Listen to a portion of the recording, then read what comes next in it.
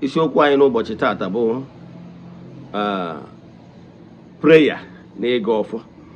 Enwere ọtụtụ ndị mmadụ ọdịnala na-ajụ na ndị ọdịnala ada ekpe ekpere n'ọfọ ka anyị na-agọ. Mma akọwa ya odo anya. As you already know, my name is Ogbuefi Ezeana, ugochitubelu Oraifite.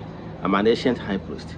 Abụ m onye isi nchụaja na ugochitubelu ọdịnala temple. Anyị na-agba afọ miri emi lụkwazi ọrụ mmụọ dị iche iche. Yes, we keep on a priest or an evangelist. I will answer. My mission is to help people live better life. They can see we pursue prayer. Gene prayer. Gene be go for. Ndodnana and a bebede. Ndodnana and a go for. Makane will twist and not on them mother no in various divide. Now, before I get Baniru, about the child of the temple, Echefuna, 15th September annual festival of the year. After I know no child of the temple got participating here.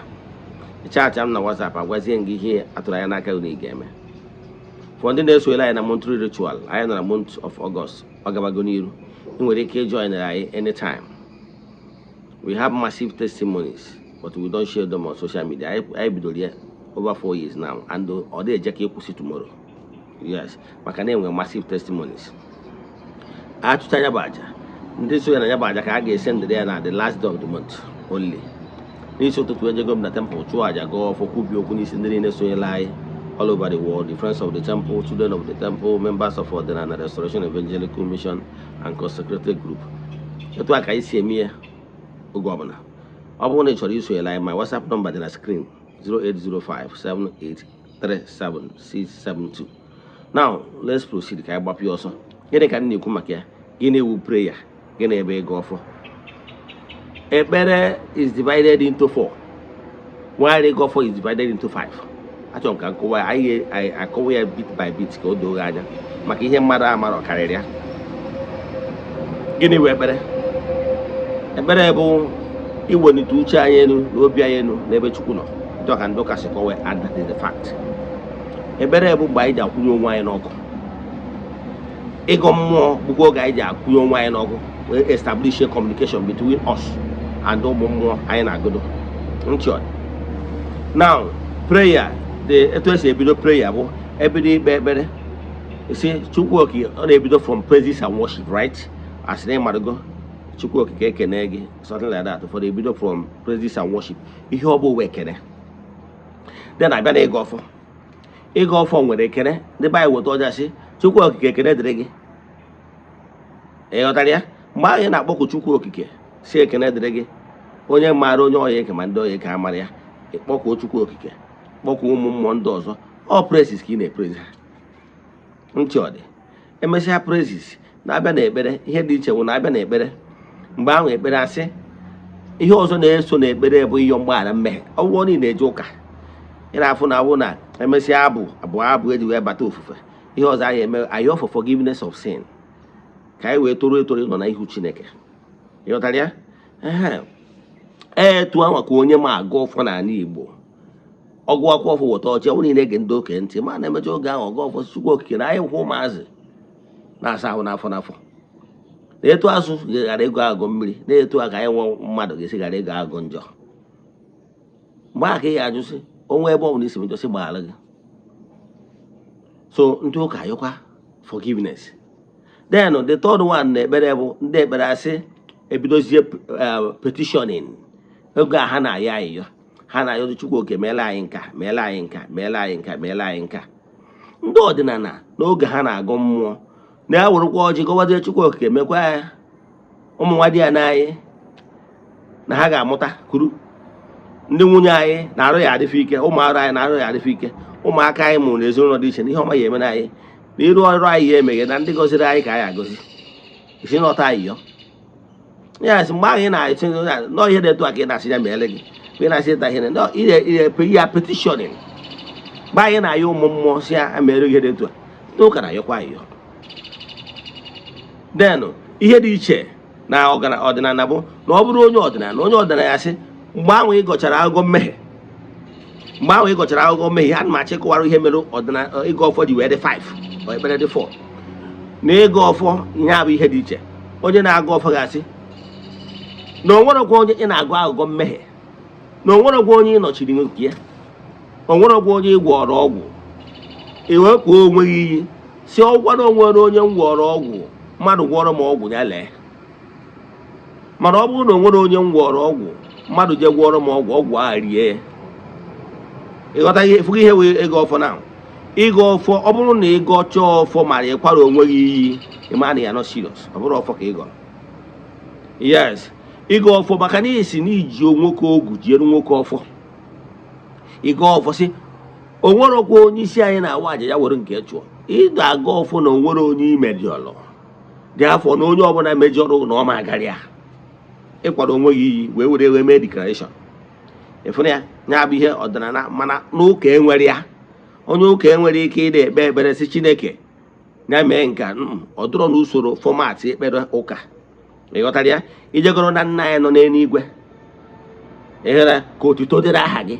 Ịfụ na ndị ụka bụ 4 department ka enwere: praises, forgiveness of sins, petitioning and declaration.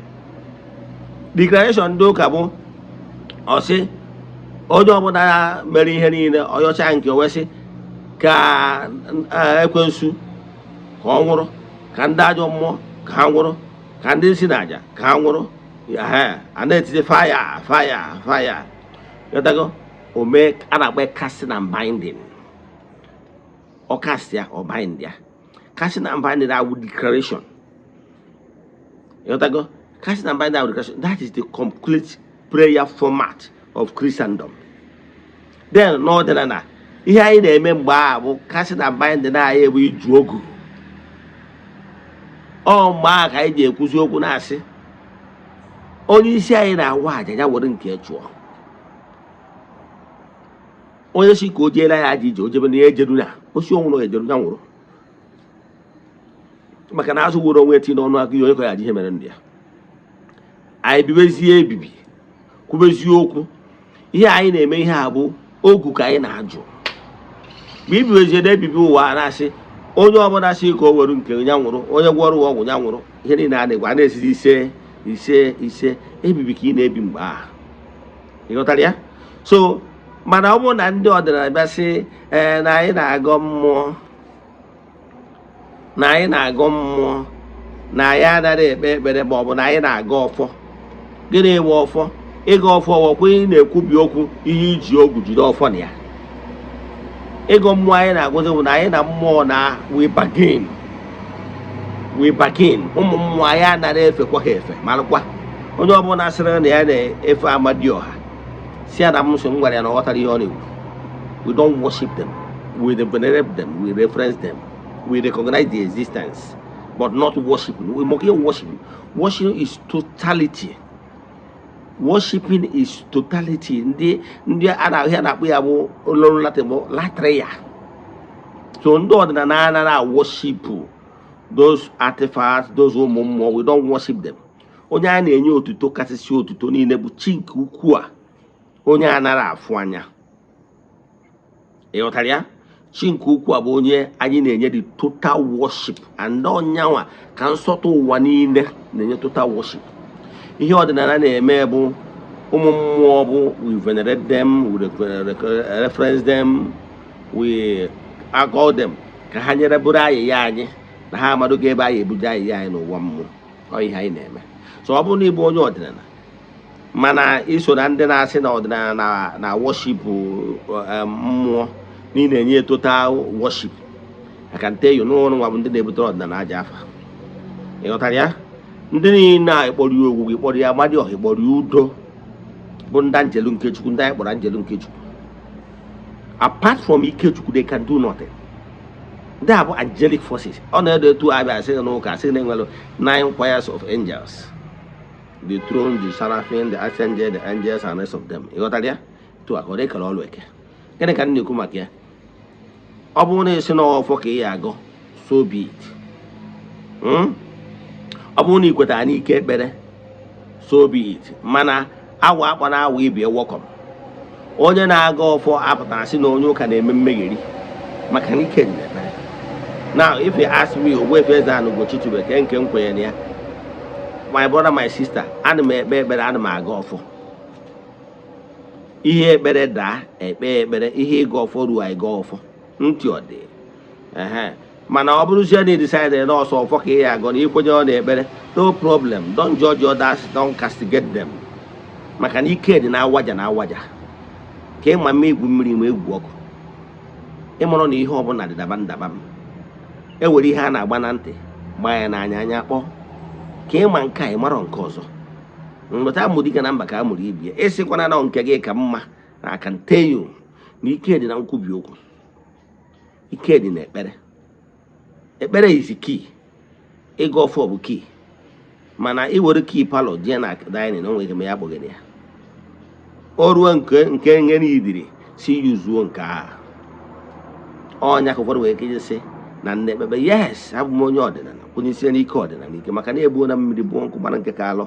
Ekwenyere m n'ike dị n'ekpere, ekwenyere m n'ike dị n'ịga ọfọ. Nwa ajụjụ ị nwere na nkụzi a, chat me on WhatsApp 08057837672. Let us pray. Ekwere m na Chineke, ekwere m na ọ dị ihe siri m ike ka Chineke na-apụghị izi m ụzọ m ga-esi wee merie ya, n'ihi na ọ masịrị ihe niile. Obi m siri ike na Chineke megworo m ya, ya gazie. May the blessings of Chukwu nke pụrụ ime ihe niile be with you all now and forevermore. Ya gazie. Udo dịrị unu.